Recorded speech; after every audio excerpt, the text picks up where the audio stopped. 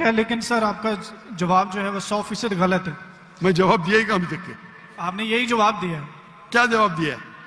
कि जैसे जोना मछली के पेट में 3 दिन जिंदा रहा था, आपका मतलब ये है कि जीसस भी जिंदा थे, वो मरे नहीं थे। मेरा मतलब नहीं, मेरा मतलब नहीं। ईसा अलैहिस्सलाम फरमाते हैं बाइबल में, मैं क्या फरमाता हूं? सर मैं आपको करेक्ट कर देता हूं। अच्छा करेक्ट करो। मैंने कंप्लीट ही नहीं किया। Correct you. ईसा अलैहिस्सलाम, अरे भाई मुझे बोलने तो दो, मैं बात ही नहीं कर रहा, बोले करेक्ट करने दो। कंप्लीट कर लिया। मैं जानता हूं कि आपने मेरी कसर सुन चुके, आप तैयार हो क्या है?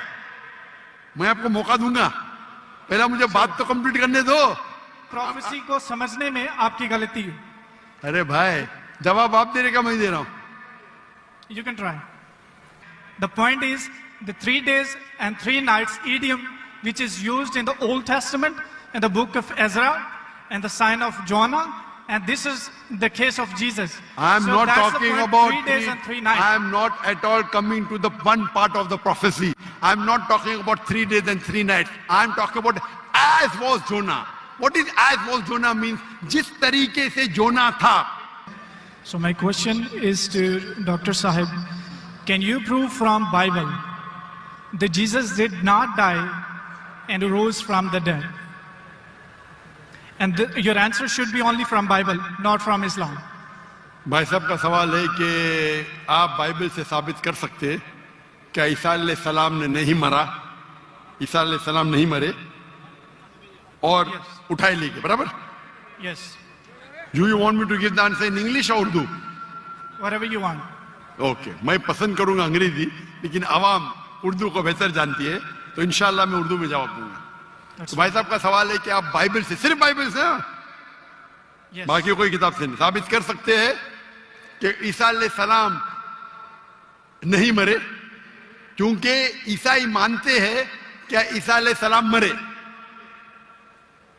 तो उनका चैलेंज है मुझसे, क्या आप बाइबल से साबित कर सकते हैं कि ईसा अलैहिस्सलाम नहीं मरे? मैं करूंगा। पहले मैं जरा कुरान का हवाला देता हूं आपके लिए ने, मेरे मुसलमान भाइयों के लिए। अल्लाह ताला फरमाते सूरह निसा में सूरह नंबर 4 आयत नंबर 157, उन्होंने कहा यहूदों ने, लक़द कफ़ल लज़ीना क़ालू इन्नल्लाहु उस अपने मरे मां, वो कहते हैं यहूद के हमने कत्ल किया ईसा अलैहिस्सलाम जो मरियम अलैहिस्सलाम के बेटे थे। और कुरान में लिखा है वमा कतलुहु वमा सलबुहु, ना उन्हें कत्ल किया ना सूली पे चढ़ा, वलाकिन शुब्बिह लहुम, ये सिर्फ उनका वहम है। अगर जो भी इस बात पे इख्तिलाफ करता है वो बिल्कुल गलत है। तो कुरान की साफ आयत है वमा कतलुहु वमा सलबुहु, क्या ईसा अलैहिस्सलाम का ना कत्ल किया गया ना सूली पे मरे। आपके बाइबल में लिखा है क्या ईसा अलैहिस्सलाम को सूली पे लगाया गया था? लिखा है क्या नहीं? जी लिखा। अभी सूली पे निकालने के बाद उन्हें रखा जाता है सिपल कर। सिपल कर मतलब एक कब्र। पुराने जमाने में कब्र ऐसी होती थी कि बड़ा रूम रहता था, आजकल जैसे मैं मुसलमान के वैसा नहीं, बड़ा रूम जिसके अंदर लंबी कब्र रहती है, आदमी आराम से रह सकता है। तो सपल कर के अंदर ईसा अलैहिस्सलाम थे। बाइबल में लिखा है क्या नहीं? लिखा है, लेकिन सर आपका जवाब जो है वो 100% गलत है। मैं जवाब दिया ही कहाँ अभी तक के? आपने यही जवाब दिया क्या जवाब दिया है? कि जैसे जोना मछली के पेट में 3 दिन जिंदा रहा था, आपका मतलब ये है कि जीसस भी जिंदा थे, वो मरे नहीं थे। मेरा मतलब नहीं, मेरा मतलब नहीं। ईसा अलैहिस्सलाम फरमाते हैं बाइबल में, मैं क्या फरमाता हूं? सर मैं आपको करेक्ट कर देता हूं। अच्छा करेक्ट करो। मैंने कंप्लीट ही नहीं किया ना। ओके मैंने कंप्लीट किधर किया? आपने जवाब ही नहीं दिए। मैं आपको पूछना चाहता हूं, जब ईसा अलैहिस्सलाम कब्र में थे, जिंदा थे या मुर्दा थे? He was dead. अने यूनुस अलैहिस्सलाम जोना के जैसे नहीं थे? आपने अभी कुछ देर पहले कहा कि जोना जिंदा थे, अभी आप कहते मूसा अलैहिस्सलाम मुर्दा थे। सॉरी ईसा अलैहिस्सलाम। अरे भाई मुझे बोलने तो दो, मैं बात ही नहीं कर रहा, बोले करेक्ट करने दो। कंप्लीट कर लें। मैं जानता हूं कि आपने मेरी कसर सुन चुके, आप तैयार हो क्या है? मैं आपको मौका दूंगा, पहला मुझे बात तो कंप्लीट करने दो। बात ही कंप्लीट में करेक्ट हूं। मैंने गलती किधर की? आपको जवाब देने का, मुझे थोड़ी।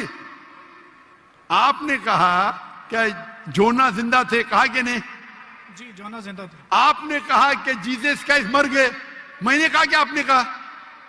मैंने कहा। तो गलती मैं फ्रॉम एग्जाम्पल। तो मेरी गलती किधर? आप जवाब दे रहे हो, मैं गलती कर रहा हूं। प्रोफेसी को समझने में आपकी गलती है। अरे भाई, जवाब आप दे रहे का मैं दे रहा हूं? You can try. ट्राई की बात नहीं, जवाब आप दे रहे का मैं दे रहा हूं। आप जवाब दें, लेकिन मैं आपको बता रहा हूं कि जो पॉइंट हाँ, आप उठा रहे जवाब हैं, दैट्स अ आप- silent point from this story. जवाब आप दे रहे का मैं दे रहा हूं? आप जवाब दें। नहीं, मैं आपसे जवाब पूछ रहा हूं, तो जवाब जब आप दे रहे, आप मुझे बोले मैं गलत हूं। अजीब है, मैं सवाल पूछ रहा हूं, आप जवाब दे रहे हो, बोलते मैं गलत हूं। मैं अगर आपके जवाब से इख्तिलाफ करूंगा फिर आप बोल सकते हैं ना। इख्तिलाफ करने के पहले आप बोलते you are wrong, you are jumping the gun. English में जानते हैं जंपिंग द गन क्या कहते हैं? You doing the same. Sorry, you doing the same. You are doing the same. That's not the point from the prophecy which you are highlighting. The point is the 3 days and 3 nights idiom which is used in the Old Testament, in the book of Ezra, and the sign of Jonah, and this is the case of Jesus. I am So not that's the talking point, about 3 days and 3 nights. I am not at all coming to the one part of the prophecy. I am not talking about 3 days and 3 nights. I am talking about as was Jonah. What is as was Jonah means? जिस तरीके से जोना था उस तरीके से ही सारा, वो 3 दिन और 3 रात पे बाद में आएंगे। आप लाइन से जाओ ना। जंपिंग द गन मतलब उड़ी मारना। लाइन से जाओ ना, 1 2 3 4 5। आपको डायरेक्ट जाने का मेडिकल कॉलेज में, पहला फर्स्ट स्टैंडर्ड तो पास करो, सेकंड स्टैंडर्ड तो पास करो। आपको अगर पता नहीं जंपिंग द गन किसको कहते हैं, तो आपकी अंग्रेजी कमजोर है। क्या कहा ईसा अलैहिस्सलाम ने? जिस तरीके से जोना, तो जिस तरीके का भी तशरीह हो रही है, 3 दिन और 3 रात तो बाद में आएगा।